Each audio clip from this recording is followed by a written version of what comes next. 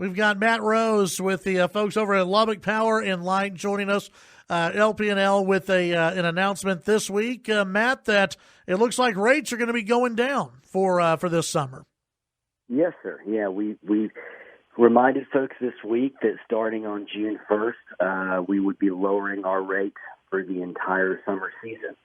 And thankfully, this is the second summer in a row that we've been able to do this. So it was good news, but at the same time, we're certainly out there telling folks that while their rate is being reduced, we are heading into summer months. And so your bill's still going to go up. Yeah. We always, anytime, we always like to get out there and say, hey, we're able to lower your rate.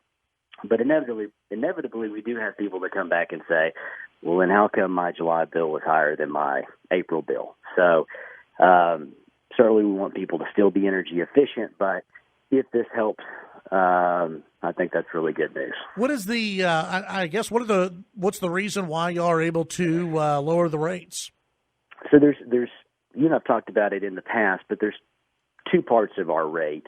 One part is our base rate, and that covers all of our operations. The second part is what's called the purchase cost recovery factor, or the pass-through, and that's what we pay to buy or make electricity. And that's the part we're talking about here. We've been able to reduce that 6 times over the past 3 years. One, because we've entered into a new set of power contracts that are more beneficial than the ones in the past. And also we're benefiting from lower natural gas costs in this region of the state.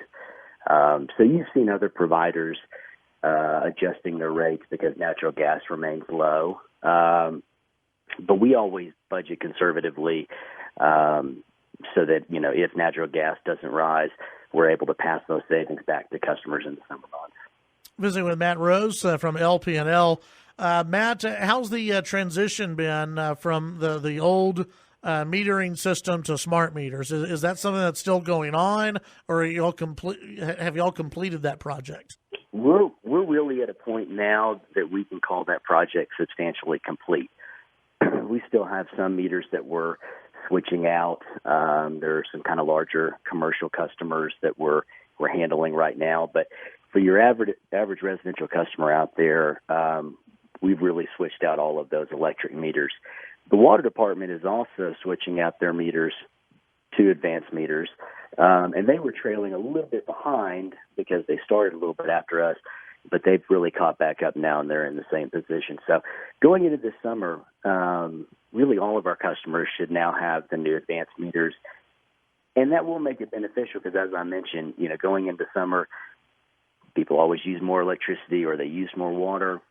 And so if they have questions now, they're able to, call into City of Lubbock Utilities, 775-2509, and that customer service rep's able to sit down and walk through their usage patterns and have more information so they can figure out where their cost is coming from. In the past, somebody call in and the customer service rep would really just have to say, that's what your meter read. We can go back out and read it again, but otherwise don't have any more information to give you. Now they can do a deep dive and work with the customer. And in lots of cases, customers will say, my water bill is higher. I don't know why.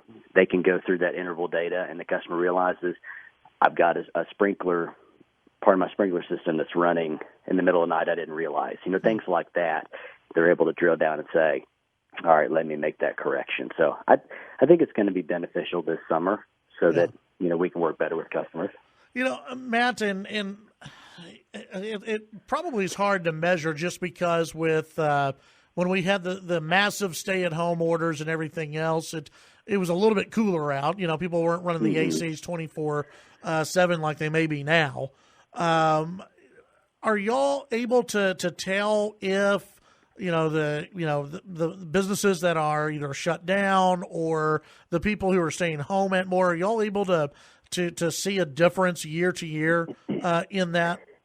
Yeah, we've been tracking that very closely because when all of this began back in March, looking at April and May, and at that point, not really knowing when the end of this was going to come, we were trying to account for, what we call load shed, how much of the overall power is going to be, usage is going to be reduced. And again, we always budget very conservatively, and so we were looking at maybe there being a 15% drop in usage, somewhere in that range. And what we've seen thus far is it's really been about a 6% drop, so less than we thought. We really thought that having the businesses shut down would have more of an impact, and the residential customers staying home would level it out. But really, we've seen that there's not been a whole lot of difference. And I think, to your point, for the folks staying home, it's been cooler. We've had some rain here and there, so I think that's helped things. The biggest challenge that we're going to have looking forward the next 60 to 90 days is that on March 16th, we made the announcement, 10 days before the PUC made theirs, that we were going to suspend all disconnection activities for non-payment until we get beyond kind of the first part of this. And now looking forward, it looks like the PUC may roll off their order this next month. And we're looking at, when is it appropriate for us to return to normal business operations? Because most folks have kept up with their bills as we've gone along through this, but certainly there are some customers that haven't. So there are several months behind. So we're working on putting together a program so that when we resume normal business activities, which includes, a possible disconnection, that we have avenues for customers to take if they are behind on their bills. If there's something where, and there's still people today that are losing their jobs because of coronavirus, if they need to set up a payment plan, or if they need to if they lose their job and they can't pay a bill because of with the issue with coronavirus, is that something where they need to reach out to y'all directly, or do they just not pay and then they reach out to you later? How does that work? Yeah.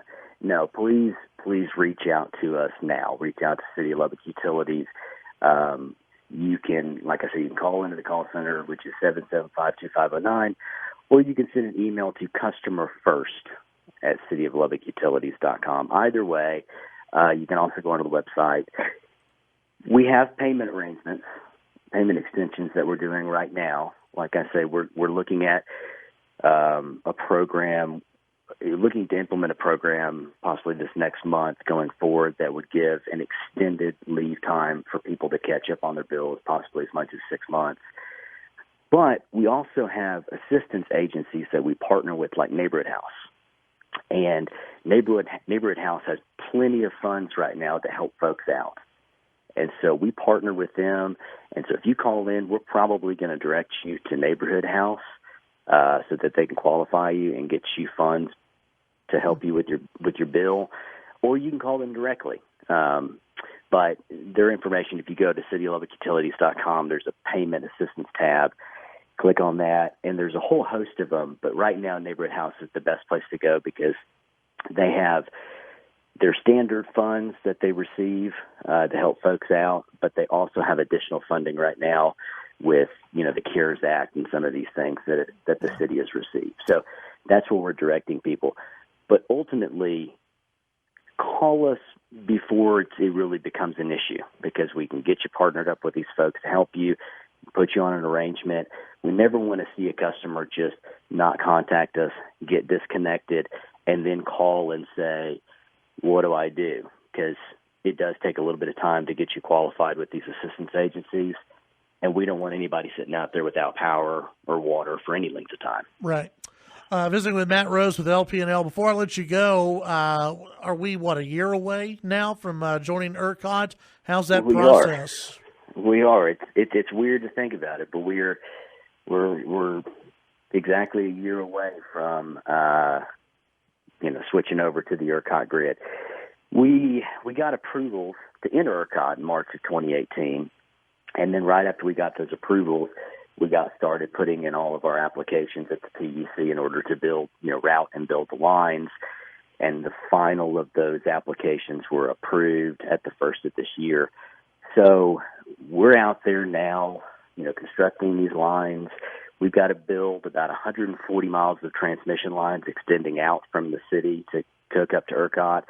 But if you look around the city also, you'll see that there's a lot of construction and new lines going up because we are rebuilding our internal system, and we are renovating or building a new 15 different substations around the city so that not only do we have the lines going out, but we also have enough capacity for growth for the next 50 years. And that was part of the program that we started 5 years ago when we adjusted our rates up for those, couple of years. That was to pay for this program. So, here looking forward, it's funded and we're building it out. So the lines to ERCOT and the interconnection should be right at a year from now, but further construction and building out of our system is probably going to continue through 2023 or so because, just trying to make sure that as Lubbock grows, we've got the capacity to serve it and that we're helping in economic development any way we can. So how is that going to work? Let's say in a year we're connected to ERCOT. Mm-hmm. Does that mean, let's say once the switch is turned on, the connection is made, people can start choosing different providers, or does that begin months out? What happens? Yeah. So strictly moving into the ERCOT system, it's the Texas grid. And so we're just, instead of being connected to a multi-state grid right now that runs up to Canada, we'll be connected to the Texas grid. It doesn't change any of LP&L's operations. There are 72 different municipal utilities around the state, San Antonio, Austin, Garland, Greenville, and on, that are municipally owned utilities. They're in ERCOT. They operate just like we do. But what we've said is that once we interconnect to ERCOT and we get that major project done, that we will move towards a scenario of opting into the competitive market. It's not going to happen overnight. And it's something that we've been studying and that we are moving towards. And the board and the council have both signed resolutions of intent to move towards competition. But it's important for folks to know that in doing this, we would be the first major city in Texas to voluntarily opt into competition in the past 25 years. You had areas of the state that were serviced by private companies like a TXU that were deregulated in 99. But at that time, they did not touch any of the city-owned utilities or the cooperatives like SPEC. So at that point, they just said, if a city does want to opt into competition, they can. It's their choice. And so we've said that moving into ERCOT allows us to have that opportunity, that we've been studying it. We want to move in that direction, but it's going to take probably just a little bit of time before we get there, just because there are so many things that have to be done first. Are you thinking, not to put you on a firm timeline, sure. but when people hear, a little bit of time, does that mean 6 months or maybe a couple of years, or there's real no timeline towards moving towards that competition? I would say, just looking at it conservatively, is probably in that couple of years time frame. Because again, there's a lot of unknowns here. There hasn't been a city in modern times that has broken down their utility, rebuilt it, and put it into a competitive model. So there are things that we're studying now, and then there are things that need to happen after interconnection. And that's a city council decision, right? It's a city and a board decision. And again, they've already passed resolutions to say that, once we get into ERCOT, that's the direction we want to move. But a future council, they don't have to stick to that, do they? Well, they don't. But what I would say is that once you take a vote to opt into competition, it's an irrevocable vote. Yeah. You can't take it back. And so if a council were to make that decision, a future council could not reverse it. Once you make that decision, that's it. But they haven't made that final decision yet. But they haven't made the final decision yet, just because we're not at that point yet. Okay. It's just there's too much time between here and there for them probably to make that decision right now. Yeah. But it's something that they're on record as supporting. And we certainly as staff have been working in that direction and working pretty hard at getting everything lined out so we can move in that direction, once we interconnect here about a year from now. Yeah, very good. Yeah, I just, there's probably folks wondering what the timeline is. And, Sure. Just because we connect to ERCOT doesn't mean the next day everyone gets to go shopping. It's from what it sounds like, we're maybe around 3 years out from that. No, here's a good parallel. In 1999, the Senate passed Senate Bill 7, which deregulated the market, certain parts of the market like Dallas and Houston, Waco. Midland is a good example. They passed that in 99, but the market did not come into effect until 2003, just because it took that long to get everybody registered, set up the market, get all the mechanisms moving. Okay. So that's why when we've talked to ERCOT about it, they've said, hey guys, you need to make sure that you do this responsibly. Remember that, when this was implemented, it took all of those companies several years to do it. You should probably expect that it would take y'all at least a couple of years, just because it's a major change. And there's also a huge education component, because while we had a version of competition here in Lubbock for a long time, that version was like choosing between AT&T and Suddenlink. It wasn't a scenario where you had to go online to a website, sign a contract, know what you're doing. So there's going to be a huge education component to this too, should that decision be made and we move in that direction. So Matt, we tried to account for that as well. I got to get going. Thank you very much for joining us today and giving us an update on everything happening over at LP&L, and we'll visit with you down the road. All right. Well, thanks for having me. I appreciate it. You bet. That's Matt Rose with LP&L, Lubbock Power and Light.